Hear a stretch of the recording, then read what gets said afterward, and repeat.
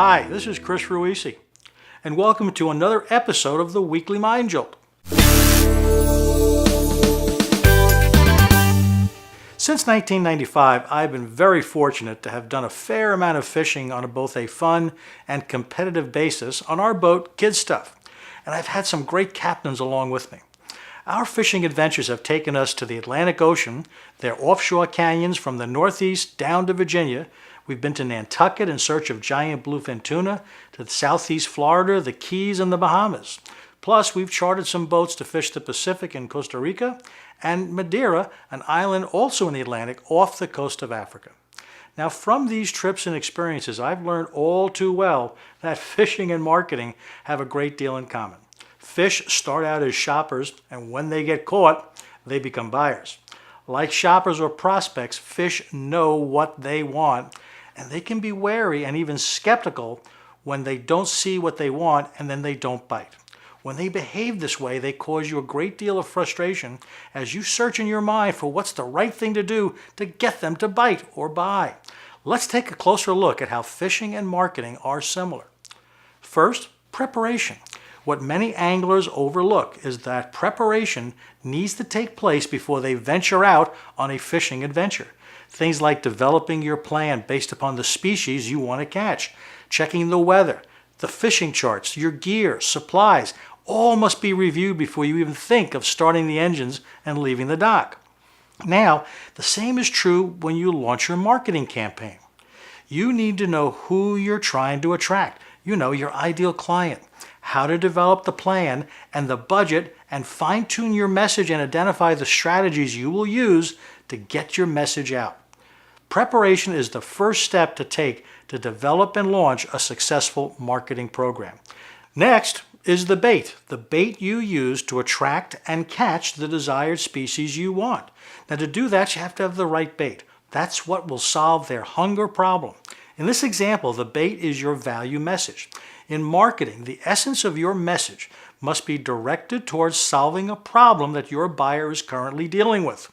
They have to see clearly what's in it for them. And if you can't make it clear to them that you have what they want, then they'll swim away to find another bait that will address their need. Or, as you know, buy from a competitor. Now, the third point is finding the fish. Sometimes fish will gather in the same spot in the ocean. It could be related to the currents, the water temperature, and so forth.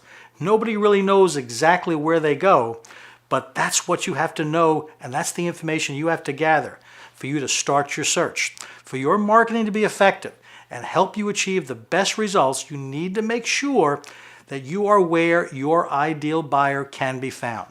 Maybe it's a specific publication or an organization or networking event. You need to spend the time to research the best places where your message will be seen and heard. Look at where your better customers came from for starters.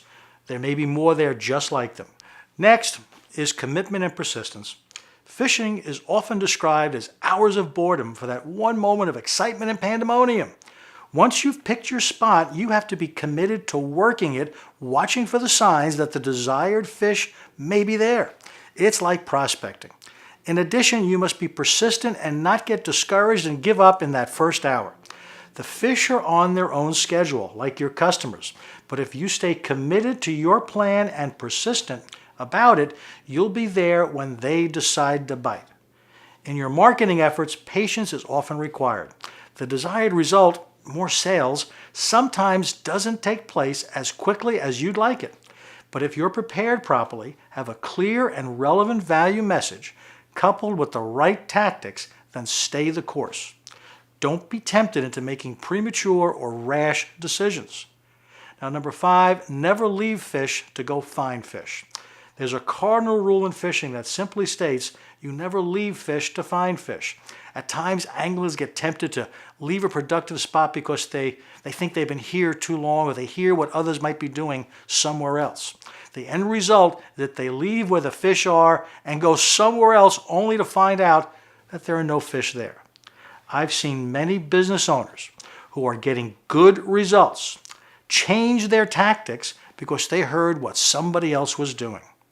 The result is their marketing and sales activities come to a screeching halt, and their buyers have moved on. The bottom line is simple.